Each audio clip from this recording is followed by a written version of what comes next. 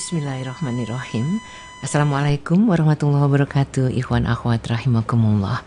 Syukur alhamdulillah kita dikaruniai kesempatan untuk berada bersama-sama di Tausiah Siang Radio Silaturahim untuk Islam yang satu, yang mudah-mudahan akan membuka sekat pemahaman kita lebih luas lagi untuk dapat menjadi hamba Allah yang insya Allah mendapatkan ridho Allah untuk bisa berada di dalam tempat yang sangat-sangat kita rindukan. Dan tentu tidak lupa salam salawat kita lantunkan kepada kekasih kita Muhammad Rasulullah SAW beserta keluarga dan kerabatnya. Dan untuk siang hari ini seperti biasa yang hadir adalah Ustadz Amin Nuroni, sudah berada bersama-sama kita. Assalamualaikum warahmatullahi wabarakatuh, Ustaz. Waalaikumsalam warahmatullahi wabarakatuh. Sehat? Alhamdulillah. Dan bicara soal amar ma'ruf nahi mungkar yang sekarang ini terus terang sulit-sulit mudah. Oh enggak, salah. Sulit-sulit banget. Sulit-sulit banget. Karena kalau benar-benar mau amar ma'ruf dan nahi mungkar itu banyak sekali hal yang harus dipertaruhkan. Dan biasanya kebanyakan dari kita mikirnya sanggup nggak ya? Masih bahasan itu kan ya Ustadz ya? Iya, insya Allah. Dan tepatnya untuk hari ini kita akan bedah tentang beramar ma'ruf adalah sifat Hizbullah. Wow, jadi kalau mau menjadi Hizbullah yang benar-benar layak untuk dianggap Hizbullah, hal ini harus benar-benar kita genggam teguh ya. Subhanallah. Oke, baik ikhwan akhwat, kita akan simak bagaimana beramar ma'ruf nahi mungkar merupakan kewajiban Hizbullah. Akan kita simak bersama-sama. Silahkan Ustaz. Bismillahirrahmanirrahim.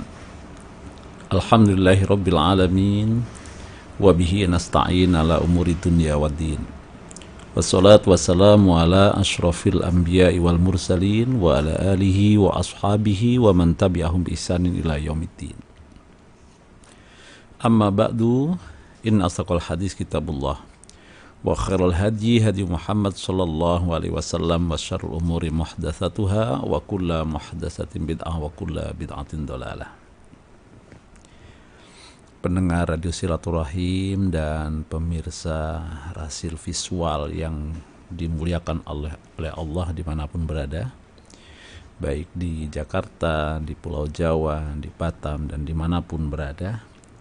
Alhamdulillah kita bersyukur sudah hampir di penghujung bulan Dzulqa'dah, dan mudah-mudahan nanti Allah berikan kemudahan bagi kita untuk membuktikan keimanan kita sebagaimana keteladanan Nabi Ibrahim, di mana kita mampu berkurban pada hari itu.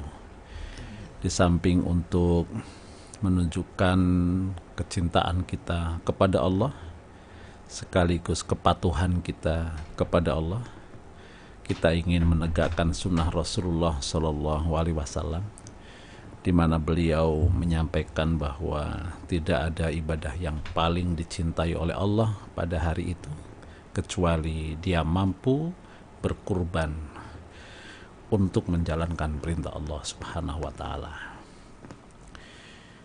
Pendengar Rasil dan pemirsa Rasil Visual yang dimuliakan oleh Allah, seperti biasa kita akan bedah terkait tentang kewajiban amar ma'ruf nahi mungkar. Dan hari ini memang secara khusus kita akan ambil tema beramar ma'ruf adalah bagian dari tugas Hizbullah. Dalam hal ini landasannya adalah surat Al-Maidah ayat 55, ayat 54, 55 dan 56. Dan mungkin nanti kita akan sedikit bedah tentang makna Hizbullah, karena kita khususnya di Indonesia mungkin pernah tidak asing dengan kalimat Hizbullah.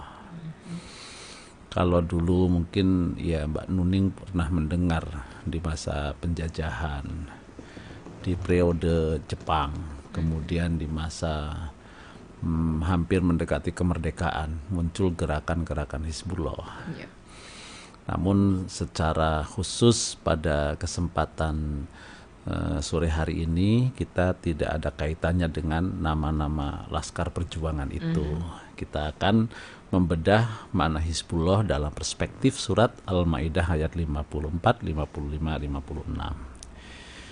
A'udzu billahi minasyaitonir rajim. Bismillahirrahmanirrahim.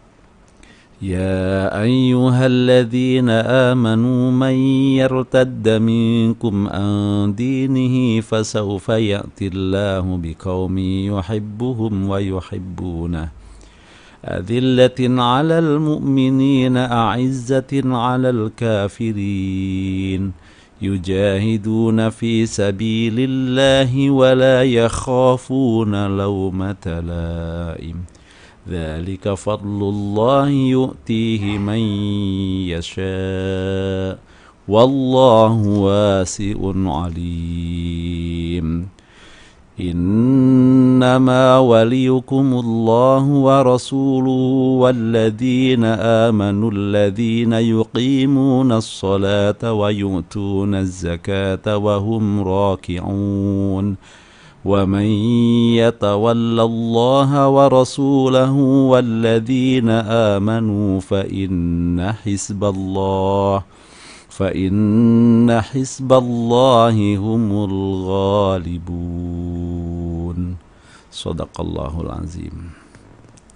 Inilah landasan yang menggambarkan tentang beramar ma'ruf nahi mungkar itu adalah tugas Hizbullah. Kalau dalam tafsir Depak kita akan temukan Hizbullah itu artinya orang-orang yang berpihak kepada Allah. Di dalam Al-Quran terdapat minimal yang saya ketahui itu ada 2 kali penyebutan tentang Hizbullah. Pertama pada surat Al-Maidah ayat 56 ini. Yang kedua ada dalam akhir surat Al-Mujadalah atau Al-Mujadilah ayat yang ke-22. Dan ada lawan daripada kata Hizbullah. Disebutkan itu ada dalam surat Al-Mujadilah. Jadi sebelum pada ayat yang ke-22 Allah menyebutkan tentang Hizbus Syaitan. Artinya adalah kelompok yang bergerak yang didinamisir oleh syaitan. Nah, lawan daripada Hizbus Syaitan ini adalah yang kita baca tadi, Hizbullah. Berarti pada ayat ini bahwa Hizbullah itu memang ya semacam kelompok. Imam Al-Asfahani memberikan makna Hizbullah itu adalah jama'atun fiha ghilazun. Kumpulan manusia, kumpulan kaum muslimin yang mempunyai kekuatan, itu namanya Hizbullah. Nah, jadi kalau dalam tafsir Depak orang-orang yang berpihak kepada agama Allah, itu Hizbullah.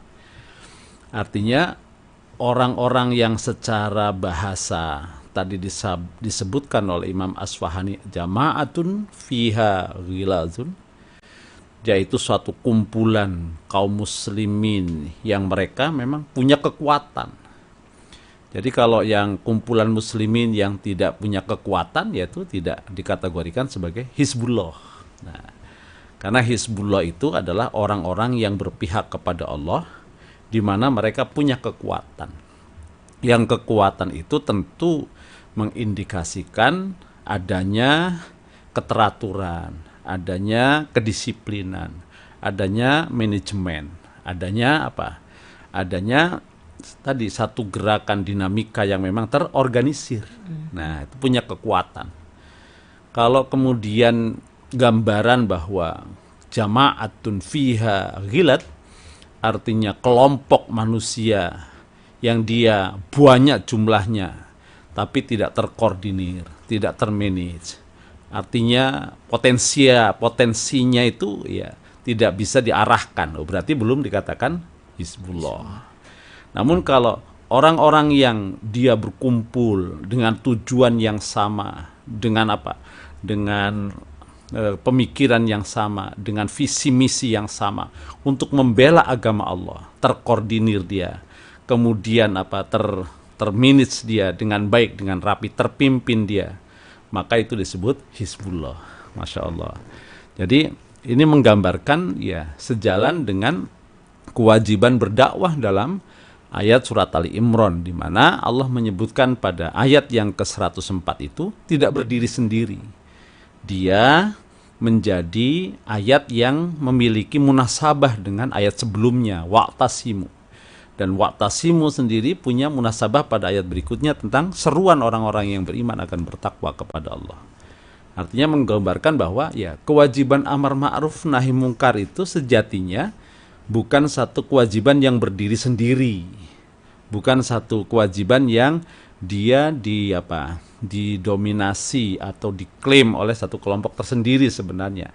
Tapi amar ma'ruf nahi mungkar itu lebih kepada kewajiban yang terorganisir dan dia menjadi bagian dari umat Islam itu sendiri, bagian dari jamaah muslimin itu sendiri, bagian dari keberadaan Islam dalam makna yang lebih luas tadi. Ya, itulah pengertian mengapa pada ayat ini kita berikan tema beramar ma'ruf nahi mungkar adalah tugas Hizbullah. Apa tadi Hizbullah?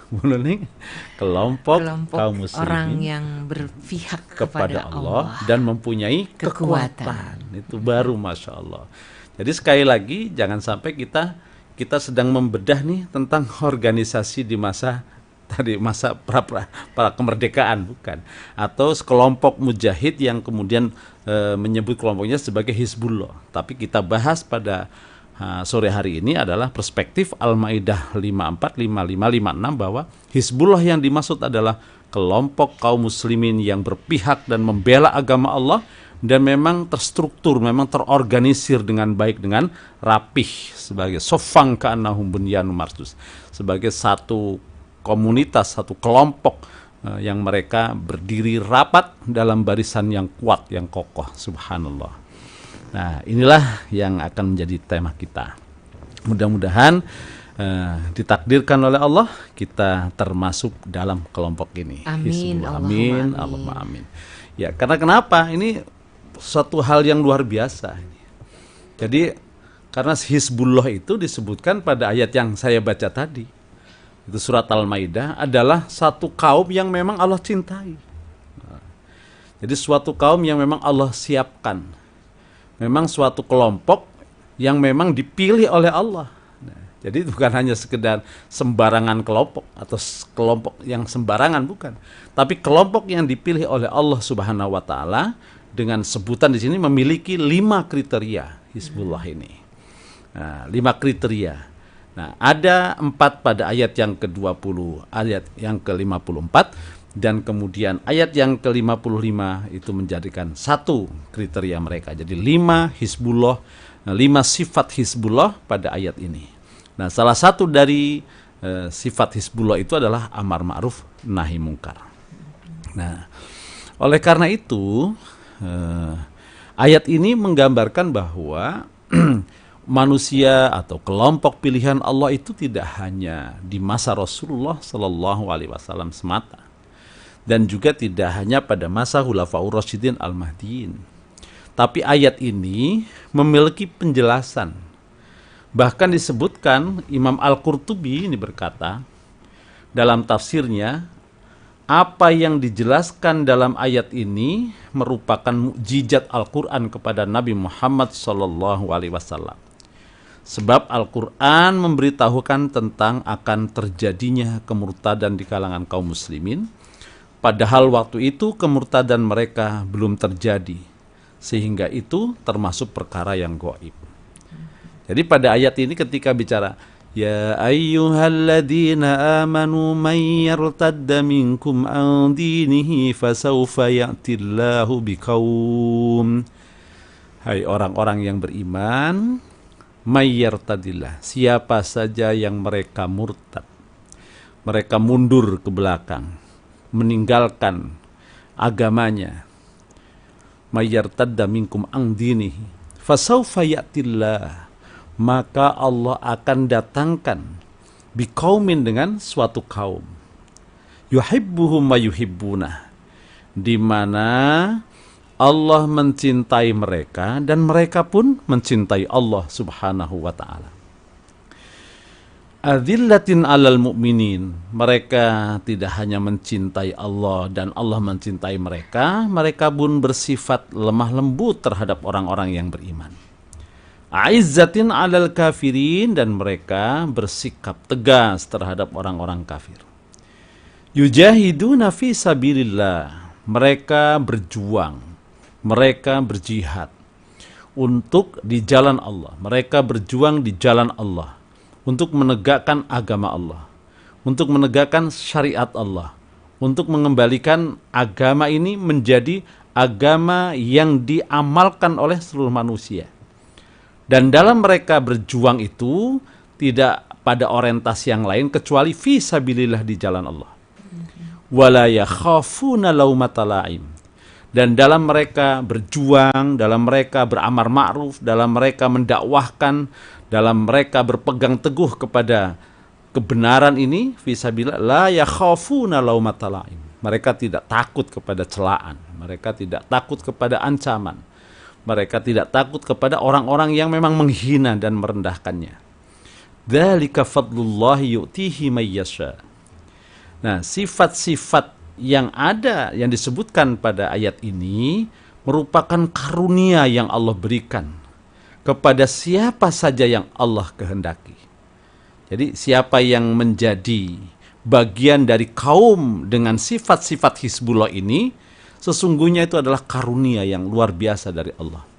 Wallahu wasi'un alim, dan Allah maha luas pengetahuannya, maha luas ilmunya, alim lagi maha mengetahui. Nah, jadi pada ayat ini ya, pertama Imam Al-Qurtubi menyebutkan ini merupakan mukjizat. Kenapa dikatakan mukjizat? Karena ketika ayat ini turun bicara tentang pemurtadan, itu belum terjadi. Pemurtadan itu umumnya di masa Rasulullah Shallallahu Alaihi Wasallam, kita ketahui adalah ketika setelah Rasul meninggal. Nah, sehingga disebutkan di sini dalam tafsir Al-Maraghi, Rawa Ibnu Jarir an Qatadah qala, berkata Imam Ibnu Jarir dari Qatadah berkata, anzalallahu al-ayata wa qad alima annahu sayartaddu murtaddun minan nas. Wa qad alima, dan sungguh diketahui bahwasanya akan murtad sebagian, atau akan murtad orang-orang yang murtad di kalangan manusia. Falamma qabadallahu nabiyahu Muhammadan sallallahu alaihi wasallam, maka tatkala Allah mewafatkan, mengambil Nabi Muhammad sallallahu alaihi wasallam, irtadda amatul Arab, maka sebagian atau sebagian besar dari kalangan orang-orang Arab mereka murtad anil Islam, illa thalathata masajida, ahlul Madinah wa ahlu Makkah wa ahlul Bahrain min Abdil Qais. Dikatakan oleh Imam Qatadah di sini bahwa sebagian besar kalangan Arab saat itu mereka murtad, dari kecuali 3 lingkungan, yaitu lingkungan di Madinah, kemudian di Mekah, dan ahli Bahrain. Ini peristiwanya terjadi setelah Rasulullah Shallallahu Alaihi Wasallam wafat dan sebelum disepakati Abu Bakar radhiyallahu an sebagai khalifah pelanjut Rasulullah, pelanjut kepemimpinan Rasulullah Shallallahu Alaihi Wasallam. Nah, maka ayat ini sesungguhnya ayat yang mengandung mukjizat. Belum terjadi peristiwanya pemurtadan, tapi sudah dijelaskan oleh Allah Subhanahu wa taala. Oh, nanti akan ada pemurtadan. Padahal saat itu belum ada peristiwanya terjadi. Masya Allah. Apalagi kalau kita lihat bahwa suatu saat nih Bu Nuning, Abu Sufyan itu sedang berdagang ke Syam.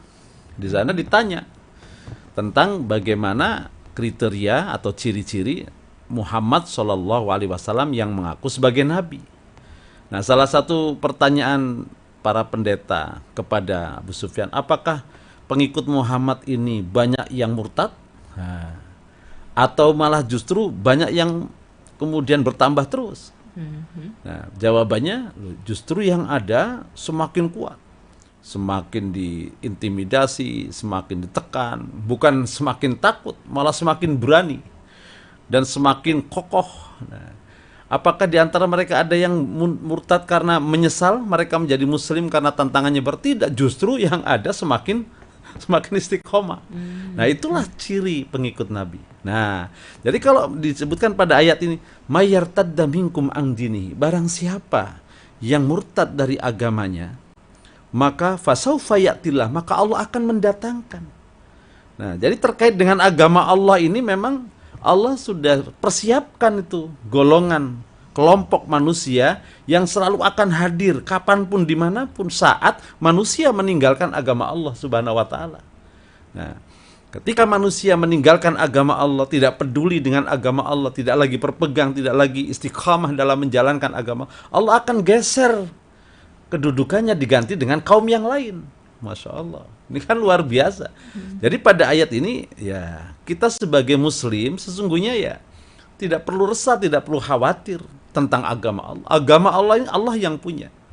Ya, kalaupun orang-orang yang hari ini menjadi muslim, kemudian na'udzubillah mereka tidak peduli tentang keislaman, tentang Islamnya, tentang agamanya, maka sudah Allah janjikan, Allah memiliki pasukan, Allah memiliki apa? Orang-orang pilihan yang kapanpun Allah kehendaki, jika muslim yang ada mereka sudah tidak lagi peduli tentang agamanya, maka Allah akan gantikan mereka menjadi kaum pilihan yang berdiri di garda terdepan dalam membela agama Allah subhanahu wa ta'ala. Masya Allah. Jadi kalau kemudian Allah belum mendatangkan kelompok ini, berarti muslim yang ada ini sudah menjadi bagian dari muslim yang istiqamah dalam keislamannya. Masya Allah. Jadi karena ayatnya menyebutkan mayyartadda, dengan syarat siapa yang murtad, yang mundur, yang meninggalkan agamanya, ya, fasaufa, maka Allah akan gantikan. Nah, Masya Allah. Maka dalam kondisi semacam ini, di mana kita umat Islam itu mungkin lagi banyak tertimpa musibah, ya kan? Secara internal juga kita mungkin masih mengalami kemunduran, tapi yakinlah bahwa ketika kita berpegang teguh kepada agama Allah, kemudian berpegang teguh menjalankan sunnah Allah, kita pasti akan diantarkan oleh Allah kepada kemenangan dan kejayaan. Jadi yakin, nah begitu. Maka betul pada ayat ini menurut Imam Al-Qurtubi, ini dalam tafsirnya, tafsir beliau yaitu tafsir Ahkamul Quran, dijelaskan bahwa merupakan mukjizat Al-Quran kepada Nabi Muhammad SAW, sebab Al-Quran memberitahukan tentang akan terjadinya pemurtadan. Nah, dalam tafsir Al-Arahi disebutkan memang ya ada nanti terjadi pemurtadan itu ada 10, bahwa ihda asyrata firqatan minha thalasu fi ahdin Nabi SAW. Nah, jadi pemurtadan yang dimaksud pada ayat ini disebutkan oleh Imam Al-Qurtubi, di masa Rasul itu ada 3. Pertama dari Banu Mudlij, ada muncul seorang yang berkulit hitam yang bernama Al-Aswad Al-Ansi. Karena kahinan, dia adalah seorang dukun yang kemudian mendengar Nabi, kemudian mendengar dakwah Nabi dan kemudian perkembangan dakwah Nabi, sehingga dia ya memberanikan diri juga untuk mengaku sebagai Nabi, sehingga disebut dengan Nabi palsu. Kemudian ini di masa Nabi juga, beliau masih hidup, muncul dari Bani Hanifah qaumun Musailamah Al-Kadzab, yang sangat terkenal, yaitu Nabi palsu dengan nama Musailamah Al-Kadzab. Kemudian dari Bani Asad wa Jamihim Tulaihah binti Khuwailid. Nah, ini juga salah seorang nabi palsu yang hidup di masa Nabi. Nah, adapun pemurtadan yang lain disebutkan di situ ada Fijarah, kaum Uyainah binti Hison, kemudian Ghatafan, kaum Qurrah bin Salamah Al-Qushairi, kemudian Banu Sulaim, dan banyak. Artinya bentuk pemurtadan yang terjadi ketika Nabi SAW menjelang wafat dan ketika wafat itu banyak. Ada yang muncul sebagai nabi palsu, itu sebagai tanda bahwa dia berambisi untuk menjadi nabi. Kemudian ada juga kaum-kaum yang memang yang tadinya taat, patuh kepada Islam, patuh kepada Rasulullah SAW, kemudian tunduk kepada kepemimpinan. Namun ketika Nabi wafat, ada di antara mereka yang kemudian meninggalkan ketaatan dengan berbagai macam. Orang dulu kita menjadi Muslim karena ada Nabi Muhammad SAW. Ketika sekarang Nabi Muhammad sudah wafat, ya sudah.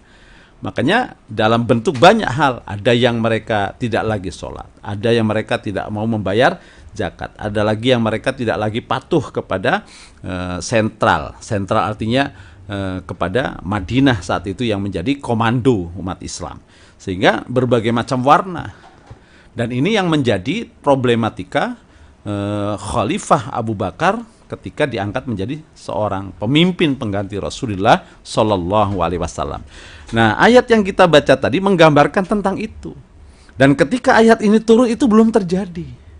Maka di sini menyebutkan betapa ayat ini memberikan pemahaman kepada kita, subhanallah, bahwa Allah itu telah menyediakan suatu kelompok, suatu jamaah dari kaum muslimin yang mereka itu ya siap menjalankan, siap mendakwahkan, siap melaksanakan Islam, menjalankan syariat Islam, menegakkan agama Allah di muka bumi ini. Ketika orang-orang yang beriman, yang muslim, mereka peduli, nah mereka bagian dari, bisa saja menjadi bagian dari sifat dari ayat ini yang Allah sukai dia. Dia termasuk Hizbullah. Siapa? Mereka yang berjuang menegakkan agama Allah. Namun ketika nanti mungkin situasinya berbeda, kondisinya berbeda, di mana agama Allah ini ditinggalkan oleh banyak manusia, tidak perlu khawatir melalui ayat ini bahwa syarat bahwa Allah akan datangkan suatu kaum yang mereka mencintai Allah dan Allah pun mencintai mereka. Mereka bersifat kasih sayang terhadap sama muslim, bukan karena hubungan nasab, bukan karena apa lagi, bukan karena keturunan, bukan karena harta ya ta'atauna, yang saling membutuhkan, yang saling berkepentingan, yang saling menguntungkan, tidak. Tapi mereka mencintai karena Allah. Nah, itu bagian dari karunia Allah yang diberikan kepada kaum muslimin. Masya Allah. Jadi kalau semuanya Bruning hari ini ada orang yang mati-matian membela agama Allah, ya kan? Bukan karena politik, ya kan? Karena memang murni fisabilillah di jalan Allah. Itulah bagian dari sifat Hizbullah. Nah, Masya Allah. Dan itu karunia yang luar biasa. Dan kemudian disebutkan sifatnya adillatin alal mu'minin. Mereka mencintai, mereka berlaku lemah lembut, berkasih sayang terhadap sesama kaum muslimin. Masya Allah. Bukan karena dia saudara, bukan karena keturunan nasab, bukan karena apa-apa juga, bukan karena kepentingan ekonomi. Dia mencintai. Kenapa? Karena dia mencintai Allah. Konsekuensi mencintai Allah adalah mencintai sesama muslim. Karena muslim adalah bersaudara. Nah, ini sesuatu yang mahal, karunia yang besar. Jadi kalau masih ada rasa kasih sayang, rasa cinta, rasa peduli terhadap sesama, nah itu berarti dia termasuk memiliki sifat dari Hizbullah ini, azillatin alal mu'minin. Nah, kalau beberapa hadis Nabi begitu banyak tentang ini. Nah, itu sifat yang kedua.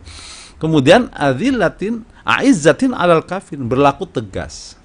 Punya apa? Punya wibawa, punya harga diri, punya loyalitas yang jelas. Nah, jadi orang beriman itu punya loyalitas yang jelas terhadap Allah, ya. Punya harga diri bahwa dia itu muslim. Walillahil izzatu wali rasulih walil mu'min, bahwa kemuliaan itu adalah milik Allah. Kemuliaan itu disandang oleh para nabi, para rasul. Kemuliaan itu adalah milik orang-orang yang beriman. Kenapa? Karena orang beriman itu memang orang-orang yang Allah muliakan, ya kan? Walaupun mungkin di mata manusia terkadang ya banyak manusia yang melihat secara salah tentang kemuliaan itu sendiri. Tapi hakikatnya orang yang beriman itu adalah manusia-manusia yang Allah muliakan, gitu. Nah, adillatin alal mu'minin, aizzatin alal kafirin. Yujahiduna fi sabilillah. Nah, kalau kemudian muncul ya dalam situasi dinamika kehidupan yang hari ini luar biasa kita lihat, ya kan, arusnya juga luar biasa. Apakah arusnya menuju kepada kebenaran Allah, kepada agama Allah, kepada mencintai Allah, atau sebaliknya arus perjalanan hidup itu kepada mencintai dunia, mencintai harta, kemudian mencari kemewahan dan kesenangan dan seterusnya. Nah, muncul orang-orang yang di saat itu mereka punya kesungguhan. Mereka punya apa? Punya kesungguhan, punya ruhul jihad. Punya kemauan yang tinggi untuk membela agama Allah. Karena itu bagian dari wujud dia beriman kepada Allah Subhanahu wa taala. Yujahiduna fi sabilillah. Di saat orang lain mencibirkan, justru dia berdiri untuk membela agama Allah. Wala yakhafuna laumata laim.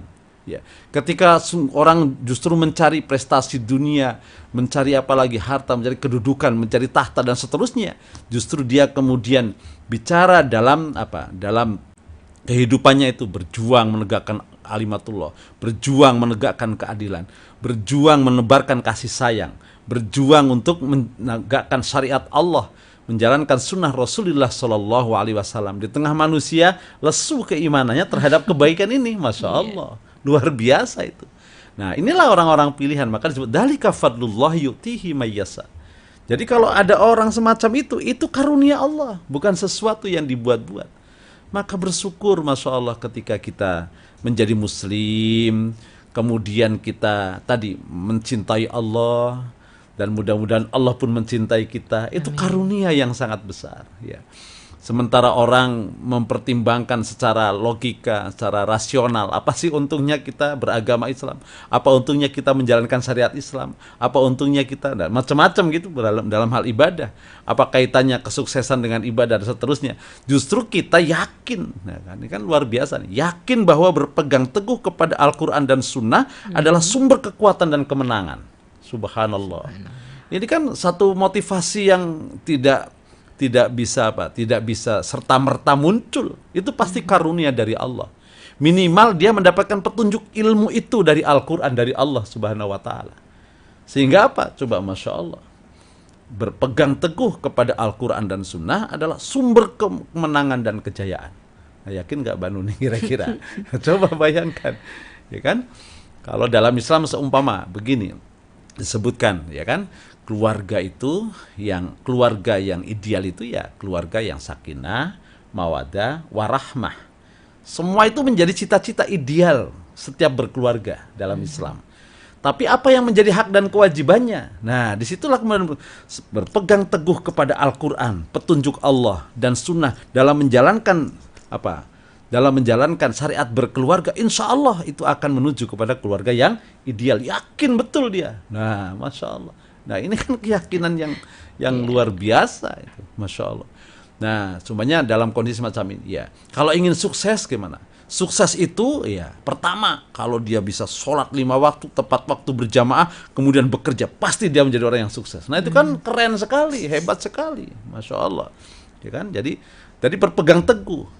Begitu dia baca bagaimana Rasulullah dalam kesehariannya selalu membaca Al-Quran, bagaimana sahabat-sahabat salafus soleh yang mereka menjadi pendamping, menjadi pejuang membela Rasulullah SAW. Mereka tidak lepas dari tadi membaca Al-Quran. Nah, sekarang muncul pemuda-pemuda yang semangat membaca Al-Quran, pemuda yang hebat, yang keren, yang tren itu yang selalu membaca Al-Quran. Wah, apa enggak hebat? Karena tadi pedomannya berpegang teguh kepada Al-Quran dan Sunnah, itu adalah sumber kemenangan dan kejayaan. Subhanallah.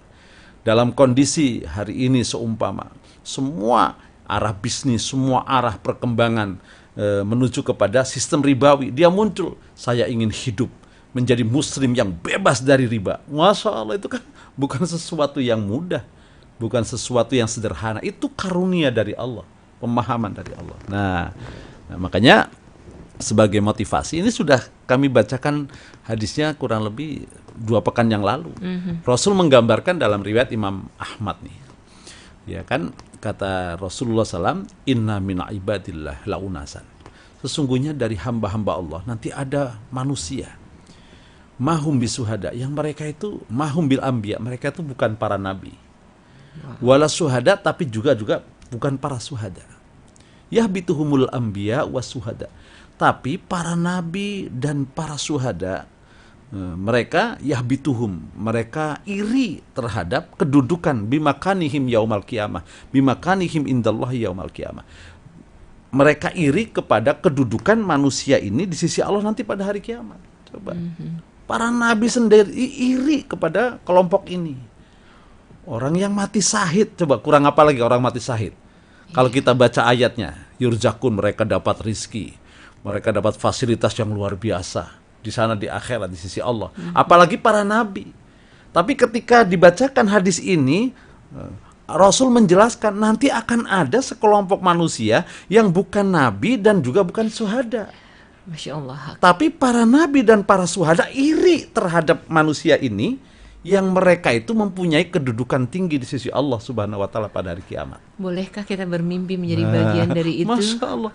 Itulah giroh semangat sahabat sehingga bertanya, ya Rasulullah, qalu ya Rasul, wahai mereka bertanya, ya Rasulullah, tukhbiruna manhum, kabarkan kepada kami ya Rasulullah, siapa mereka? Kok bisa para nabi pun iri kepada kedudukannya di akhir kiamat? Kok bisa para syuhada ya, sebagai mati yang luar biasa mulianya dalam Islam masih iri? Masih iri. Nah, sehingga Rasul ditanya oleh sahabat, itu kesungguhan para sahabat ingin tahu siapa mereka.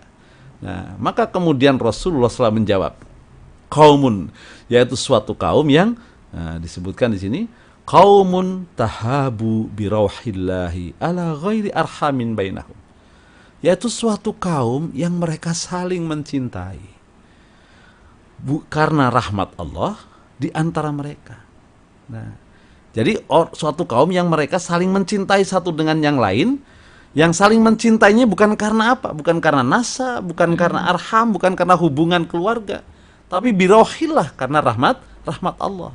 Nah, sehingga dalam hadis lain Rasul menyebutkan, la tadkhulul jannah, kalian tidak akan masuk surga. Dalam hadis lain nih, kalian tidak akan masuk surga hatta tu'minu, sehingga kalian beriman kepada Allah. Wala tu'minu, dan kalian tidak akan beriman kepada Allah hatta tahabu, sehingga kalian saling mencintai terhadap sesama kalian. Jadi ukuran keimanan itu memang saling mencintai, ya. Mencintai karena Allah. Nah, itu yang sulit difahami secara rasional. Tapi kalau ada satu kelompok yang mereka mencintai sesama muslim karena akidah, karena Allah, nah inilah kaum yang diirikan oleh para nabi dan para syuhada tentang kedudukan mereka di sisi Allah Subhanahu wa taala. Nah, yang kedua, wala amwalin yata'atuna, dan juga bukan karena kepentingan harta yang saling menguntungkan. Nah, jadi mereka bersilaturahim bukan karena bisnis. Jadi mereka kemudian saling menolong bukan karena kepentingan politik, bukan, tapi mereka mencintai ya karena Allah. Nah, tanda cintanya itu tadi disebutkan itu? Tidak akan masuk surga sehingga kalian beriman, dan tidak akan beriman kalian mencapai tingkat keimanan sebelum tahabu, kalian saling mencintai. Masya Allah. Jadi wujud iman yang sangat tinggi itu adalah kepada mampu menginvestasikan iman itu pada wujud saling mencintai sesama muslim karena Allah Subhanahu wa taala. Nah, inilah yang disabdakan dalam riwayat Imam Ahmad. Nah, maka siapapun dari hadis ini, kita sebagai muslim, jika kita mampu mewujudkan sifat-sifat Hizbullah pada ayat surat Al-Maidah ayat 54, 55, 56, ini adalah fadlullah, karunia Allah yang luar biasa pada diri kita. Masya Allah, kita mencintai sesama muslim karena Allah. Ya kan? Wujud cintanya kita kalau bertemu saling salaman, ya, mengucapkan salam. Kemudian apalagi kalau kita melihat hal-hal yang tidak baik, tawasobil hak, tawasobisob, mau saling menasihati dalam kesabaran, dalam kebenaran, dan saling menasihati dalam kesabaran. Watawasobil marhamah, saling menasihati dalam hal kasih sayang. Subhanallah, ini disebutkan pada ayat ini.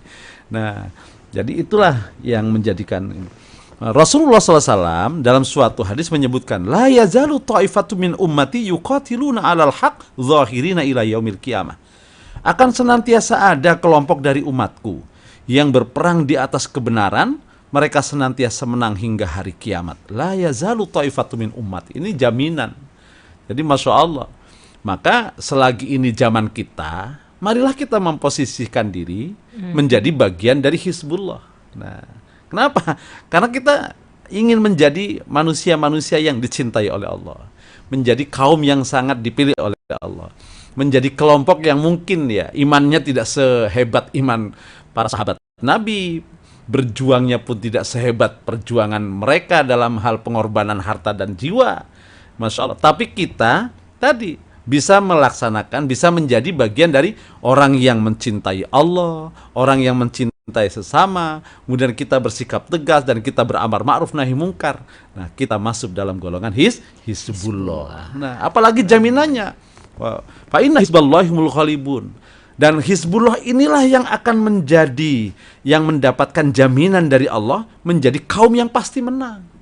Nah, maka bagaimanapun umat Islam perjuangannya dimanapun, kapanpun, jika mereka ingin menang dan dimenangkan oleh Allah, hendaknya mereka berusaha menjadi orang-orang yang memiliki sifat Hizbullah. Nah, karena fa inna hizballahi humul ghalibun. Sesungguhnya Hizbullah itulah orang-orang yang berpihak kepada Allah, itulah orang-orang yang pasti menang. Subhanallah, ini luar biasa nih. Nah, makanya tadi beramar ma'ruf itu bagian dari tugas Hizbullah, orang-orang yang berpihak jalan Allah. Nah, kenapa? Ya, itu menunjukkan urgensi amar ma'ruf itu sangat penting. Ya kan? Saat manusia lalai, nah, disitulah amar ma'ruf nahi mungkar. Saat manusia meninggalkan Al-Quran, kebenaran al-haq, itulah saat kita beramar ma'ruf nahi mungkar. Saat muslimin dalam kondisi gamang dalam perjuangan mereka kembalikan kepada semangat berjihad memperjuangkan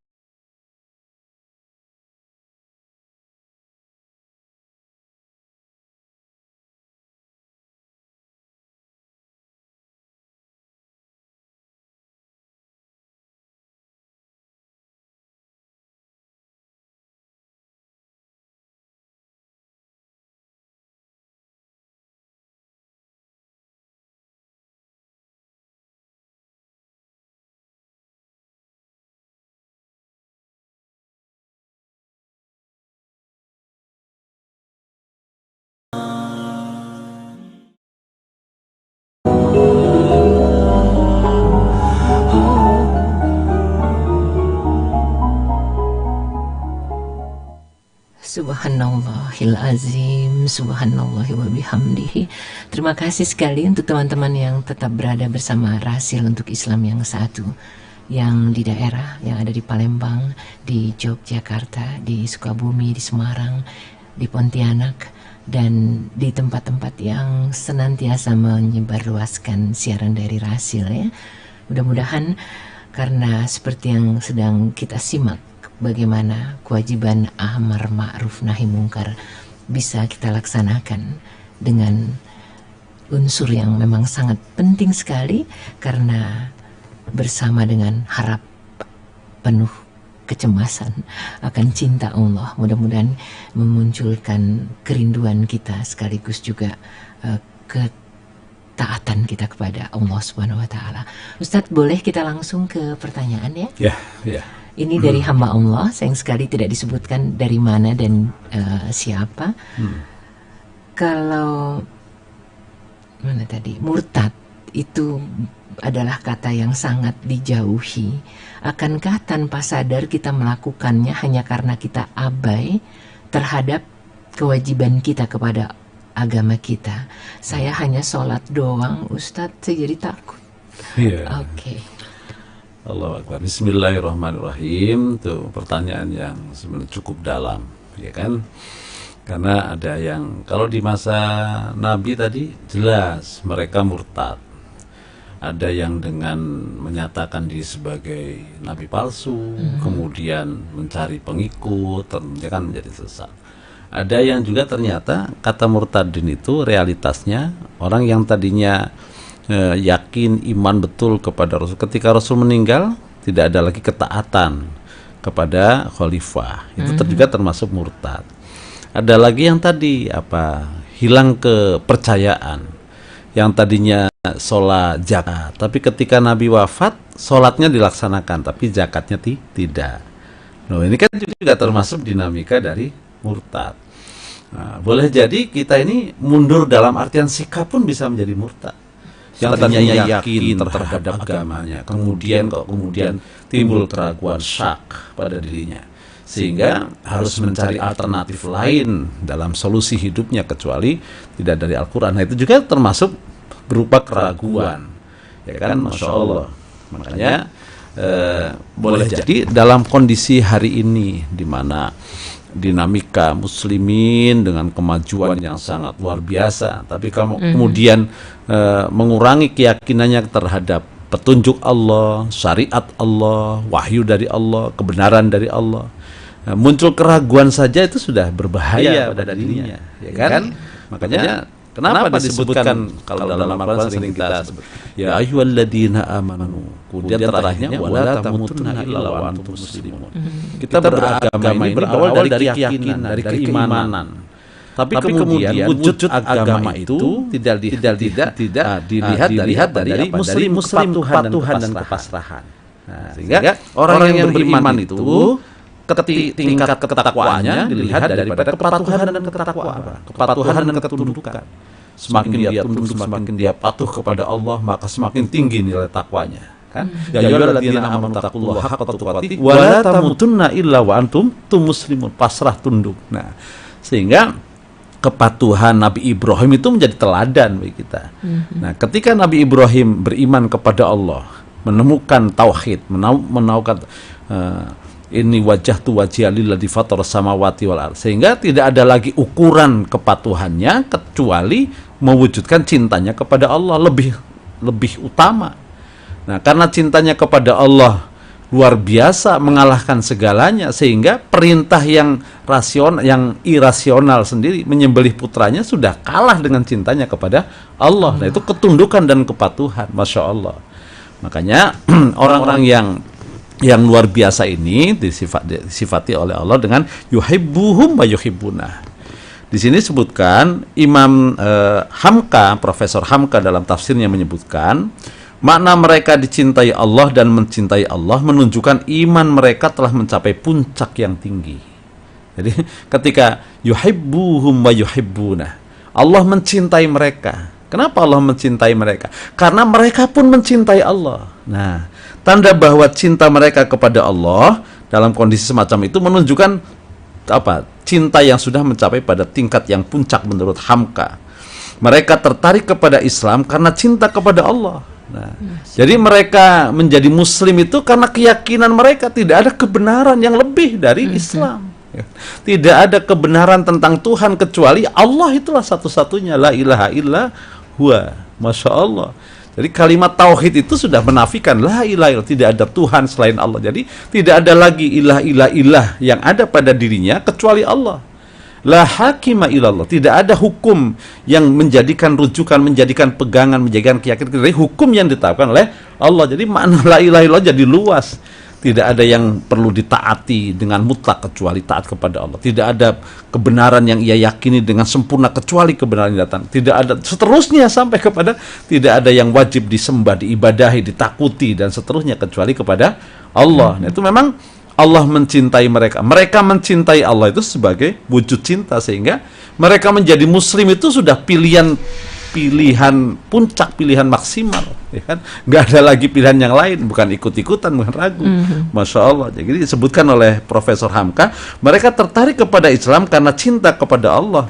Bagi mereka taat tidak ada yang berat, melainkan semuanya ringan, sebab yang memerintahkan adalah kekasih mereka, yaitu Allah.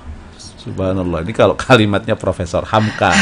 Nah, jadi ya bagi umat Islam, maka tadi kok bisa Nabi Ibrahim itu kan gitu kan menyembelih putra yang sangat dia cintai.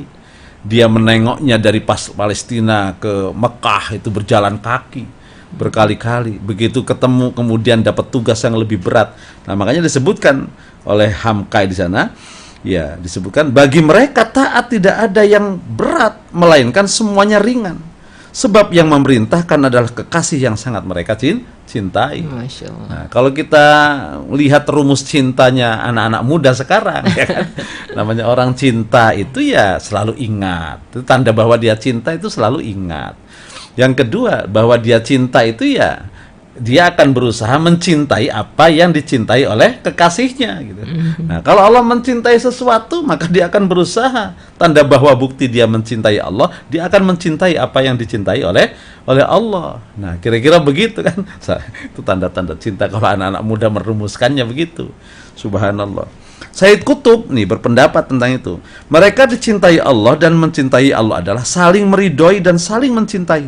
Inilah yang menjadi jalinan hubungan antara mereka dengan Tuhannya. Cinta itulah yang mengalir halus, ceria, bersinar dan memancar. Hubungan itu diwujudkan dengan kepatuhan dan ketaatan hamba kepada Allah. Nah, sehingga ini belum kita bedah ini. Sifat yang pertama apa tadi? Sifat Hizbullah. Yuhibbuhum wa yuhibbuna. Jadi kalau menurut Hamka itu puncaknya cinta, ya kan? Kalau sudah mengatakan cinta kepada Allah, maka menjalankan perintah Allah itu tidak ada yang berat, ringan semua. Karena apa? Karena semuanya itu masih di bawah cintanya kepada Allah, begitu. Itu kalau menurut Hamka. Menurut Sayyid Qutb lain lagi. Apa kata Sayyid? Nah, Sayyid Qutb menunjukkan bahwa bukti kecintaan kepada Allah itu ditandai dengan kepatuhan dan kepasrahan. Sehingga orang-orang yang mencintai Allah itu tadi situ hanya sholat saja gitu ya. Itu ada hak-hak dan kewajiban. Nah, minimal kalau kita baca bukunya Sayyid Hawa tentang apa hak-hak. Saya akan sedikit sebutkan. Jadi orang yang mencintai Allah itu tahu haknya. Pertama hak Allah. Nah, jadi bagaimana kita menjalankan hak Allah?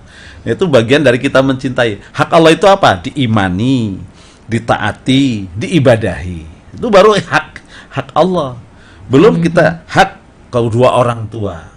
Bagaimana hak dan kewajiban kita terhadap orang tua. Kemudian hak suami istri dalam Islam. Kemudian hak kaum kerabat. Mungkin ya Mbak Nuni apa hak kerabat. Hak kerabat itu untuk dikunjungi, disilaturahimin. Nah, itu termasuk hak dan kewajiban. Meski secara teknis tidak harus datang secara fisik. Kita komunikasi, telepon, itu termasuk hak. Virtual jadi. Iya, virtual bisa, Masya Allah. Jadi, tapi kalau kita memahami ruang lingkup hak-hak ini sebagai cinta kita kepada Allah, nah minimal kita akan berusaha mewujudkannya dalam tingkat yang seminimal mungkin untuk berusaha. Itu baru hak kepada kerabat. Belum hak kepada tetangga.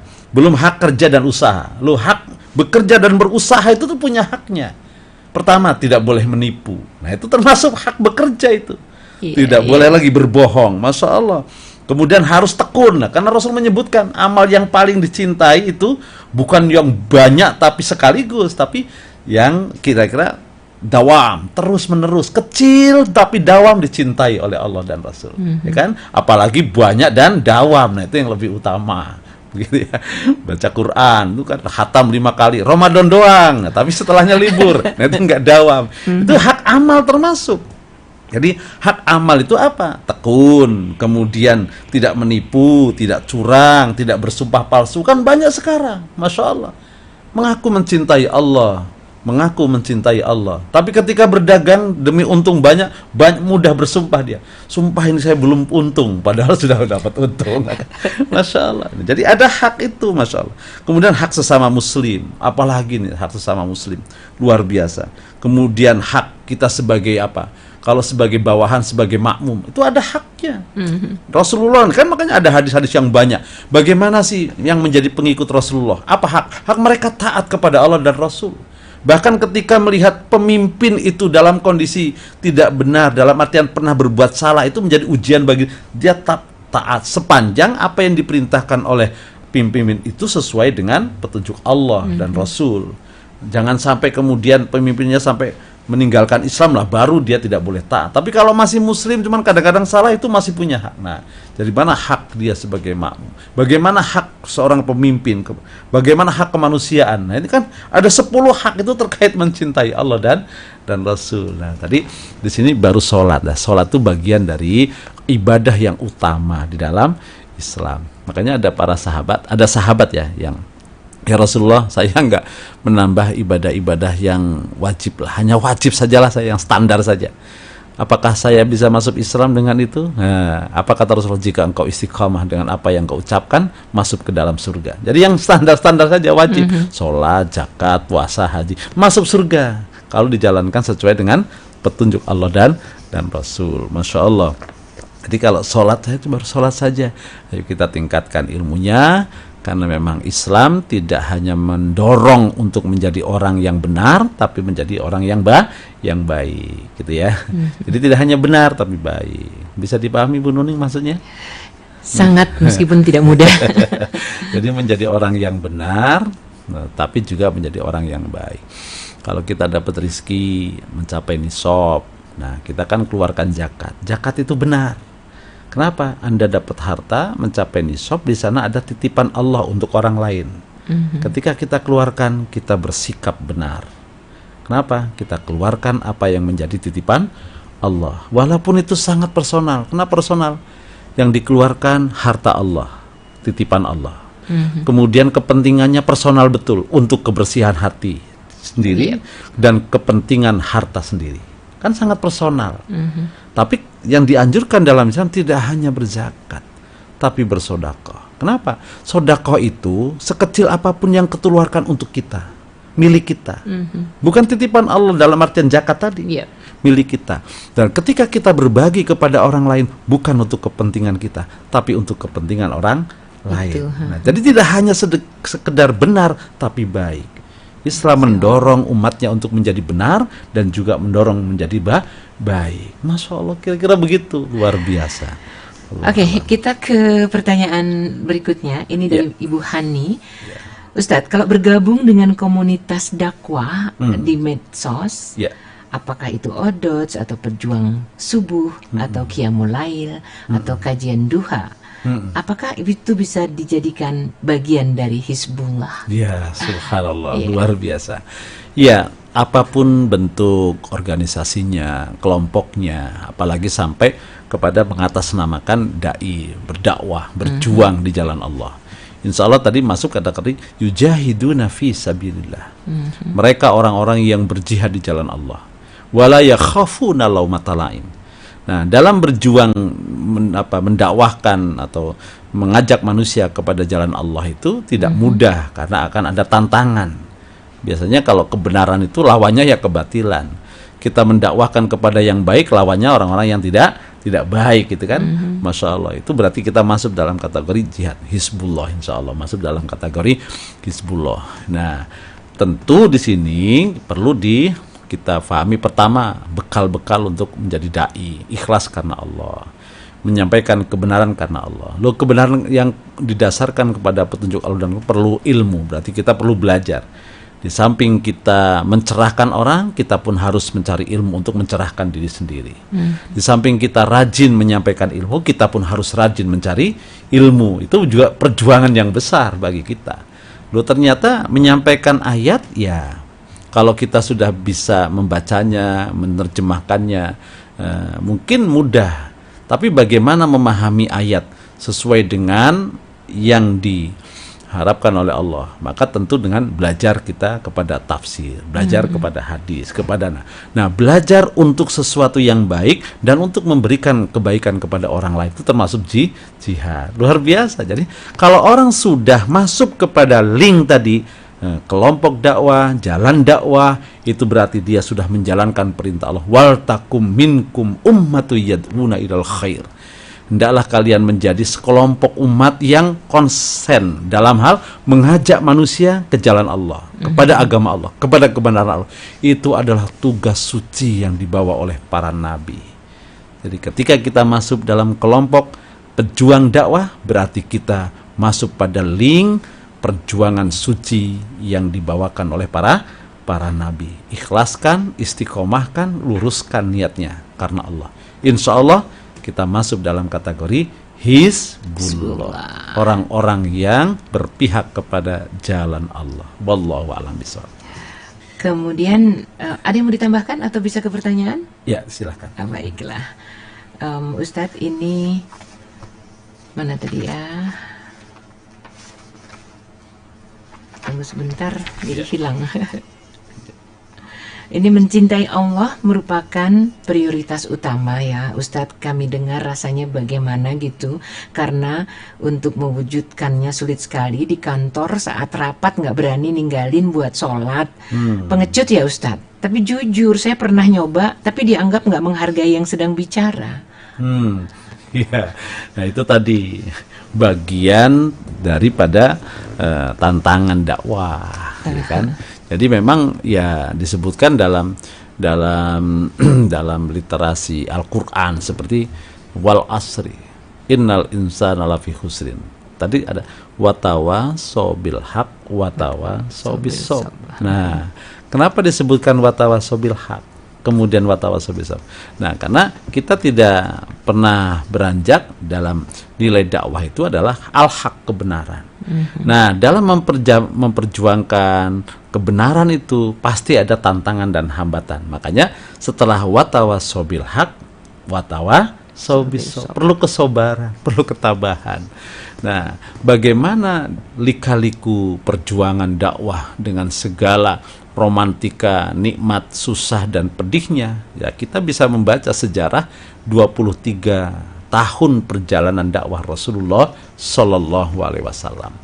Dari persiapan yang luar biasa. Coba kalau kita lihat bagaimana persiapan Rasul dalam berdakwah. Allah persiapkan nasabnya luar biasa. Allah persiapkan fisiknya, coba sampai Rasul aja menyusu kepada 4 wanita atau 3 wanita, kan luar biasa fisiknya. Kemudian persiapan apalagi mentalnya, persiapan apalagi psikologinya luar biasa. Sampai kemudian ya tegar beliau sebelum menjadi nabi, menjadi orang yang al-amin, yang taat, yang terpercaya, yang bisa tidak pernah bicara bohong dan seterusnya dan seterusnya. Nah, itu persiapan yang matang. Tapi kemudian bagaimana perjalanan dakwahnya? Diuji ya secara fisik, non fisik, ya kan, mental, semua diuji dan itu terus meningkat terus. Pertama diuji omongan, ya kan? Kemudian diuji mental, kemudian diuji fisik. Itu Rasulullah Sallallahu Alaihi Wasallam dalam memperjuangkan dakwahnya, Masya Allah. Kemudian apalagi tidak menyakiti, tapi disakiti perasaannya dulu. Kemudian disakiti secara fisik. Itulah perkembangannya terus Nabi kita Muhammad SAW. Hingga kemudian ancaman kepada pembunuhan, hingga kemudian hijrah ke Madinah. Apakah itu selesai? Tidak. Begitu di Madinah berhadapan dengan komunitas yang lain, ada Yahudi, ada Nasrani, ada munafikin, semakin besar. Apakah kemudian setelah diatasi dengan mempersaudarakan Muhajirin dan Ansar selesai? Tidak. Kemudian muncullah di situ mulai peperangan, ya kan? Penentangan yang tadi sifatnya opini, sifatnya non fisik menjadi tadi perlawanan secara fisik, perang Badar, perang Uhud, sampai dengan perang Tabuk, luar biasa. Itulah lika-liku 23 tahun perjalanan dakwah Rasulullah Sallallahu Alaihi Wasallam. Nah, sekarang kita masuk pada link dakwah.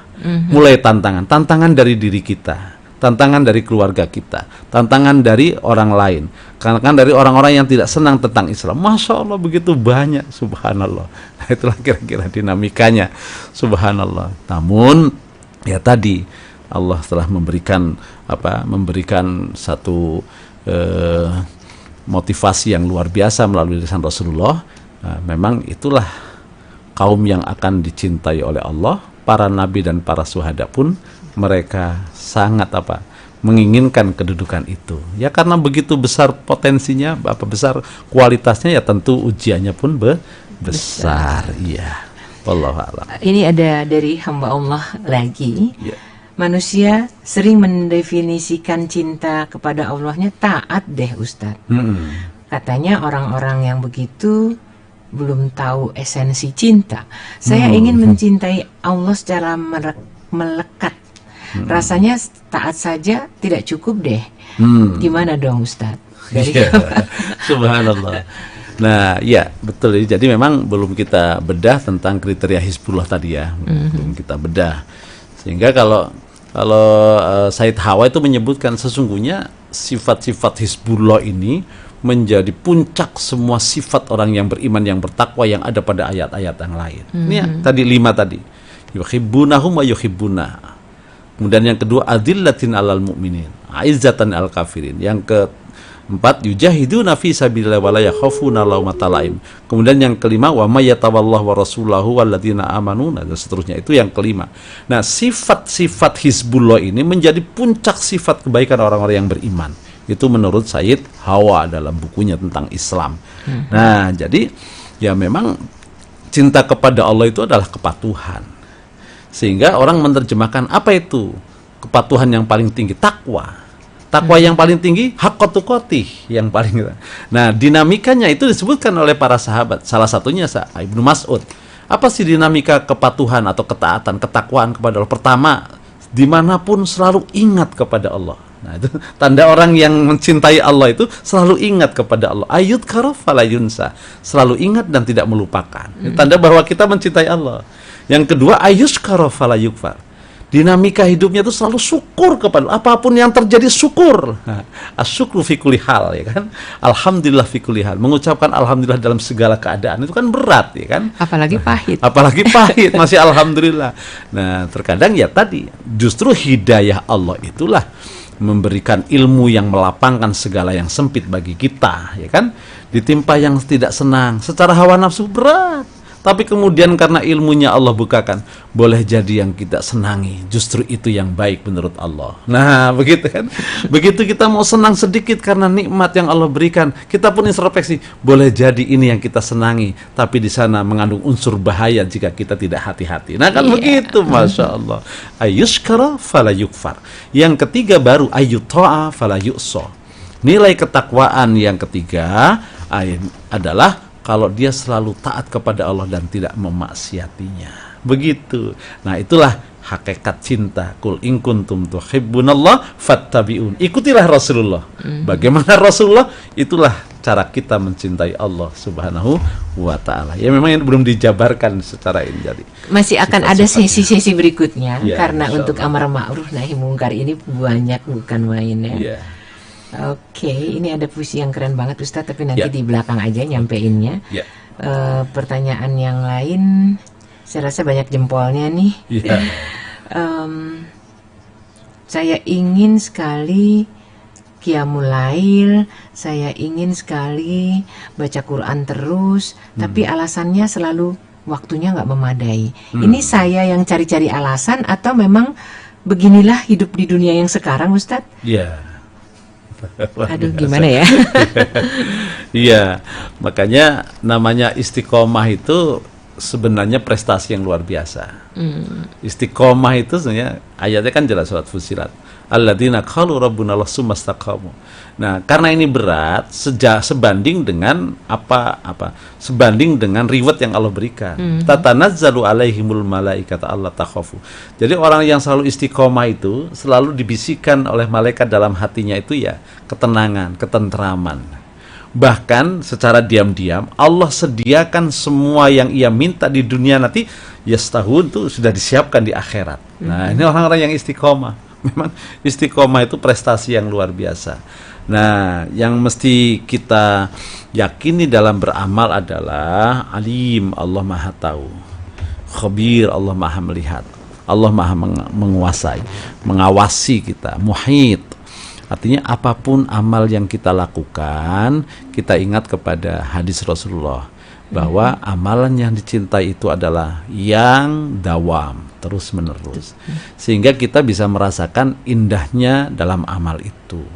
Seumpama tadi qiyamul lail, coba kita fokus kepada amalan ini sampai kemudian amal ini tidak lagi menjadi beban dalam hidup kita, tapi menjadi kebutuhan, bahkan sudah menjadi menjadi hal yang indah dalam. Nah, itu baru kita bisa merasakan hikmahnya satu amal. Gitu. Semuanya odot, baca Quran awalnya memang terpaksa, tapi kemudian keterpaksaan itu membentuk membentuk jati diri berupa amalan-amalan yang dawam.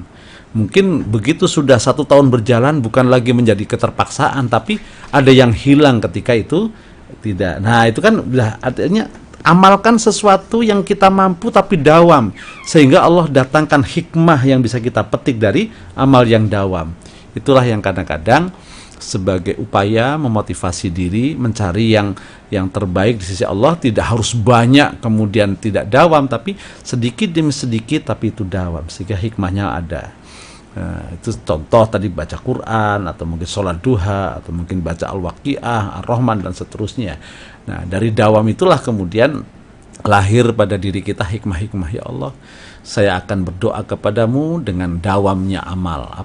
Kalau engkau terima odot yang sudah berjalan 2 tahun ini, ya Allah, saya ingin wasilahkan, berilah kemampuan saya berkurban saat susah. Nah, kan begitu kan, berkurban saat mudah insya Allah biasa, tapi berkurban saat pandemi ini luar biasa, ya kan? Kalau saya hari ini orang dalam keadaan susah bersodakoh dalam kondisi lapang itu biasa, tapi bersodakoh dalam kondisi sempit itu yang luar biasa. Nah, padahal ayat menyebutkan orang yang bertakwa itu bukan orang yang biasa. Orang yang takwa adalah orang yang luar biasa. Alladzina yunfikuna fis sarra'i wad dharra. Orang yang bisa berinfak dalam kondisi lapang dan sempit. Nah, lapang biasa, sempitnya itu yang luar biasa. Nah, jadi orang-orang yang luar biasa pasti di belakangnya ada amalan-amalan yang luar biasa. Amalan yang luar biasa bukan sesuatu yang harus besar, tapi yang kecil tapi dawam itu bisa menjadi amal yang luar biasa. Nah, makanya begitu kira-kira. Dawamkan, ambil hikmahnya. Itu yang sekecil apapun, sekecil apapun, sesedikit apapun. Iya, betul. Dawam, sehingga ada hikmah dari apa yang kita laksanakan. Nah, gitu. Jadi orang yang luar biasa dalam sejarah hidup ini tidak ada orang yang hebat tanpa di belakangnya pasti amalan yang hebat. Nah, amalan yang hebat itu adalah sesungguhnya amalan yang dawam, karena bisa kita lakukan secara terus-menerus istiqomah. Wallahu a'lam bishawab. Ini persis banget dengan WA atau SMS WA yang masuk ini. Ustadz mendengar apa yang dikatakan, saya selalu sedekah setiap hari, nggak pernah enggak, tapi cuman yang warnanya abu-abu, Ustadz. Subhanallah. Pengen naikin yang warnanya coklat, tapi berat. Ini pelit apa saya berhitung bagaimana ya Ustadz? Padahal tapi dawam tiap hari sudah Ustadz. Sayangnya yang abu-abu doang. Mohon petunjuk dong agar bisa yang coklat. Ini aja udah keren banget ya Ustadz ya. Nah, bisa. Dalam sebuah riwayat disebutkan, Rasul menyebutkan 1 dirham mengalahkan ribuan dinar. Nah, sahabat bertanya, ada apa ya Rasulullah? Ada seorang dalam kondisi dia tidak memiliki banyak harta. Hanya beberapa dirham yang dia miliki, tapi dia berikan sedekah 1 dirham. Mengalahkan orang yang memiliki ribuan dirham, dia berkorban, dia bersedekah 1000 dirham. Kalah 1000 dirham dengan 1 dirham itu. Nah, tapi karena yang 1000 dirham dikeluarkan oleh orang yang memiliki banyak harta tidak seberapa. Nah, jadi ibu bisa saja tadi warnanya abu-abu, tapi dia bisa mengalahkan bukan yang biru, malah jangan yang khawatir, merah. Ya. Itu Rasul menyebutkan itu, Masya Allah. Jadi kondisi keterbatasan kita bisa mengalahkan orang yang hebat dengan harta yang banyak, tapi nilai sedekahnya kalah karena dibanding presentasi yang dia miliki dengan kita. Aduh, jadi pengen deh. Kadang-kadang soalnya yang lain tuh lupa, nggak dawam tiap hari gitu ya. Iya. Tapi Ustadz, waktu kita mepet, jadi kita rangkum bahasannya di ini. Pendengar Radio Silaturahim yang dimuliakan oleh Allah dan pemirsa Rasil Visual yang berbahagia. Alhamdulillah, kajian kita hari ini sebenarnya adalah beramar ma'ruf adalah tugas dari Hizbullah. Hizbullah itu adalah kelompok muslim, kelompok umat Islam yang memiliki kekuatan, yang dia berdiri untuk membela agama Allah Subhanahu wa ta'ala. Kelompok ini adalah kelompok yang Rasulullah SAW sabdakan sebagai manusia pilihan dan akan mendapatkan kedudukan yang tinggi di sisi Allah Subhanahu wa ta'ala. Nah, kelompok ini disebutkan Hizbullah dengan kriterianya. 1, mereka mencintai Allah. Kemudian yang kedua, mereka mencintai sesama muslim, berlaku lemah lembut terhadap mereka. Kemudian berlaku kasar, tegas artinya terhadap orang kafir dan kekafiran. Kemudian mereka berjihad, beramar ma'ruf, memperjuangkan kebenaran Allah, agama Allah di muka bumi ini, dan tidak takut terhadap celaan orang-orang yang mencela. Dan yang kelima adalah orang-orang yang menjadikan Allah, Rasul, dan orang-orang beriman menjadi pemimpin dalam hidup mereka. Ini yang belum kita perincikan secara luas tentang sifat-sifat Hizbullah. Namun di antara sifat Hizbullah di situ adalah yujahiduna fi sabilillah wala yakhafuna laumata laim. Di dalamnya ada amar ma'ruf nahi mungkar. Jadi amar ma'ruf nahi mungkar itu menjadi salah satu sifat dari Hizbullah, dari kaum yang dicintai oleh Allah Subhanahu wa ta'ala. Mudah-mudahan siapapun kita berharap menjadi hamba-hamba Allah pilihan dan menjadi kelompok yang sangat juga diinginkan kedudukannya oleh para nabi dan para syuhada. Wallahu a'lam bishawab. Masya Allah, subhanallah, terima kasih sekali Ustadz Amin untuk pencerahannya hari ini. Ikhwan akhwat, mudah-mudahan meskipun tidak mudah menjadi bagian dari yang disebut Hizbullah, tapi setidaknya mulai detik ini mari kita tingkatkan kemampuan kita untuk mampu mencintai hamba-hamba Allah yang juga mencintainya, sehingga kita juga dapat meraih cintanya. Serta satu lagi, mari kita dawamkan apapun itu, sekecil apapun yang dapat membuat kita semakin dekat kepada Allah Subhanahu wa Ta'ala. Terima kasih untuk kebersamaan ini. Billahi taufiq wal hidayah. Wassalamualaikum warahmatullahi wabarakatuh. Waalaikumsalam warahmatullahi wabarakatuh.